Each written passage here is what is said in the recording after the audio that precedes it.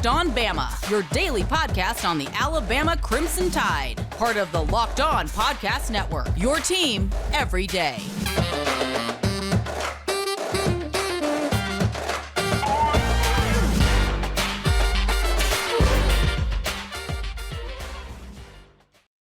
Hey again, everybody, and welcome back into Locked On Bama. Luke Robinson, that's me. Jimmy Stein, that's him. We're both dealing with massive depression right now. Jimmy, don't even tell me how you are today. I don't even know. I'm not massively depressed. Okay. I'm not massively depressed. That's all. I'm fine. Okay. Let's say this, that was awful. Seriously, that was awful. And you know, there's one Auburn fan that's come on Twitter. I mean, we're doing this right after the game. There's one Auburn fan that's come on Twitter and said, "Hey, you know, Luke Robinson's been preaching if going to the NCAA tournament is a bad year, then we should be happy." He said Alabama has all the talent in the world, and Alabama's 11-13 since Nate Oates stuck his arm out to shake Kelvin Sampson's hand. My first reaction was, yeah, the handshake fake. That's what did it. My second is that I don't know what to say other than, yes, the way this season ended is disappointing. And, you know, I'm not trying to sunshine pump by any stretch of the imagination. I was trying to keep a positive outlook because, you know, frankly, most of my natural life, people have always had this like love-hate relationship with Alabama basketball fans, that is. I would say probably starting with around right after the Wimp Sanderson era, right?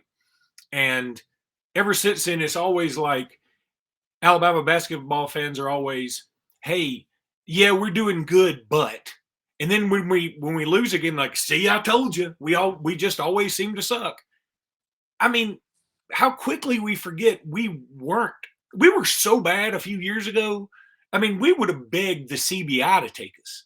So there is a positive in the fact that we went to the NCAA tournament. It is also true. These are not things that have to function away from one another. It is also true that we stunk to high heaven today. We stunk, Jimmy. We stunk. I thought the week off would inject this team with a little bit of life. They went out there like zombies. And even when they had a moment to use Javon Quinterly's injury, so unfortunate. I hate it for him. But you could have used that as a spark plug. Like, let's rally. Let's rally behind our guy. He came out of the tunnel on crutches, came and sat on the bench. And nothing happened. Nothing. And it wasn't like because Javon was out is why we got the hell beat out of us. That's not it. I mean, we looked lifeless. And every time I think it's Blake Lovell. I think that's his name. I'm sort of in a funk right now. But he's a great basketball follow on Twitter.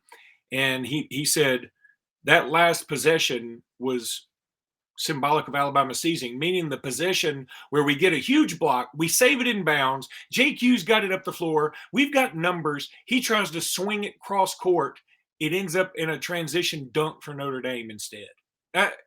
That's Alabama this year. That's what it is. You go ahead. Yeah, I think the way the season ended was disgraceful. The 4-game losing streak is disgraceful. I think Nate Oates had zero communication with this team. They didn't respond to him. I'm not sure they'd respond to anybody. And at the end of the season, it was pretty easy to assume, probably correctly, but I think this team needed to be put out of its misery, frankly. So in that sense, I'm not upset this is over at all. I'm almost glad I'm not forced to watch it anymore. Now, that all said, Alabama, and I picked Notre Dame to win the game. And that was it. And if you'd have told me before the game that we would not have Javon Quinterly, and that's what happened, we didn't have Quinterly in this game, then I'd have told you the game wouldn't be close. So I wasn't surprised. And it's not that I gave up the second Quinterly was hurt, but that was easy to guess. As frustrating as it's been, as frustrating as it's been to watch Quinterly this season with his ups and downs, he was the SEC tournament MVP, and his name wasn't drawn out of a hat. I mean, when Quinterly has it working, when he has it going on, he's really good. And Alabama didn't have him today. So I think it was going to be real uphill no matter what. But then Alabama just kind of generally played like they did in their other games down the stretch.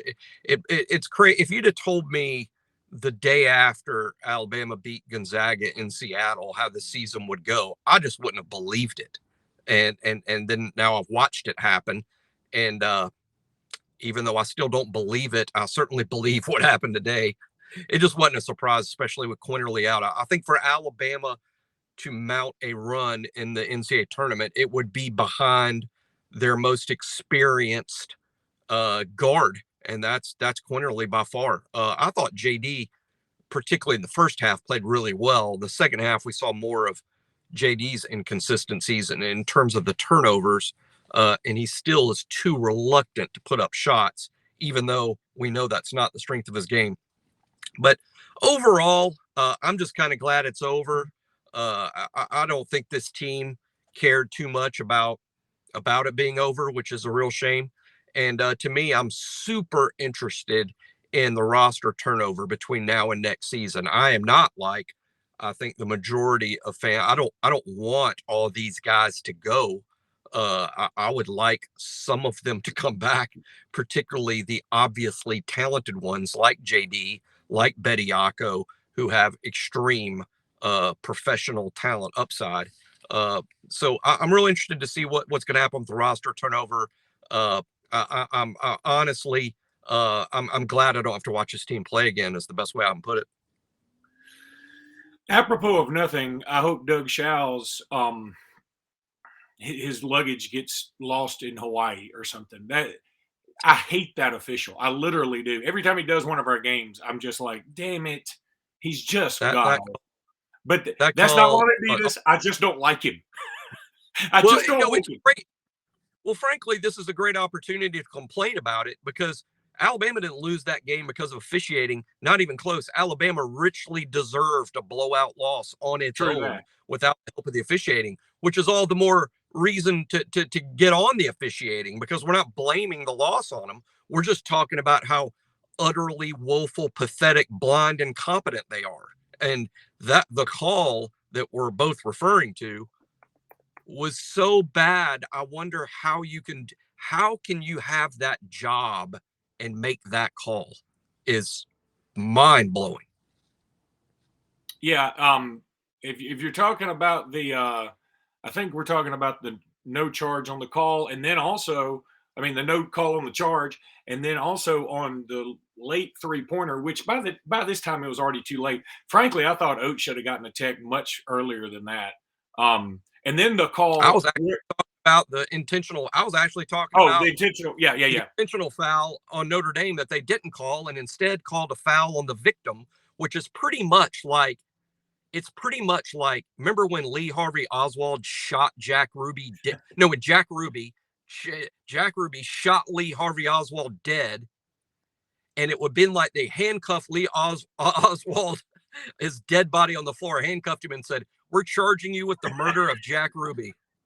No, that's true. That call was bad too. But again, and that call was a momentum swing because it would have been our ball with 2 shots, I guess. And I think they went down and hit a 3 that possession instead. But again, frankly, Jimmy, this probably saved us. I mean, it probably saved us from getting we got beat up pretty good by Notre Dame.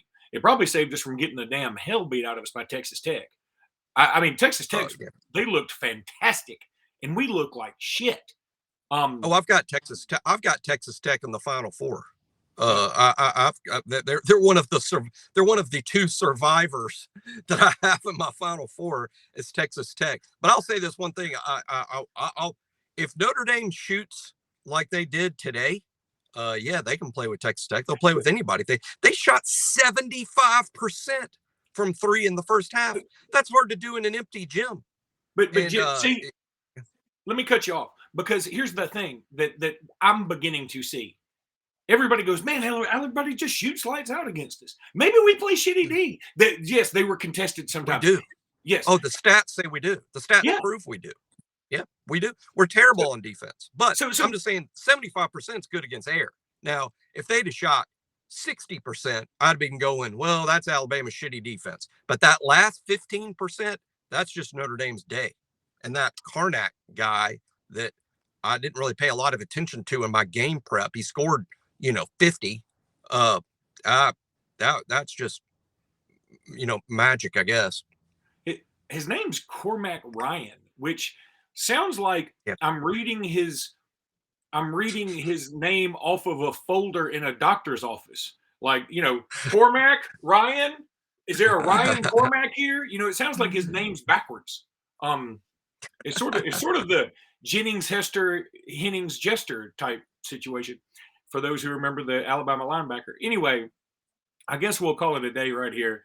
We had to have a reaction video because Jimmy and I don't mind taking medicine. Well, we do. We don't like medicine. We wish we didn't have to take medicine. It'd be fantastic. I'm going to take some. I'm going to take some right now. In the is it in a 16-ounce can or what? It's in a big bottle, and it started its life as a grape. Yeah, this was awful. There's no sugarcoating. This was horrible. This was a bad look. Well, yeah, but look. again, I'm gonna what I'm choosing to do is I'm not say excited. That's the wrong term. I'm really intrigued by the roster turnover. We got 5 freshmen coming in. I'm assuming Namari Burnett will be back. That's 6. As to the makeup of the other 7 guys we have to have between now and then, I have no clue. No clue. I guess Gurley's coming back because he said he is.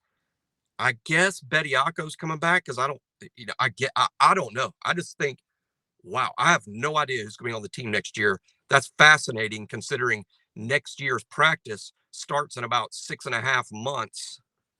I don't know who's going to be on the roster. I don't know who's going to be on the plane coming back from San Diego. Yeah. All right. Yeah. All right, buddy. Well, hey, we'll talk again Monday. And look, Monday, we might have a basketball wrap up, but we're about to get into spring practice like you wouldn't believe. Yep. Because it's a big football week. All right, buddy. We'll talk again soon. Until then, roll tide, everybody. Roll Tide.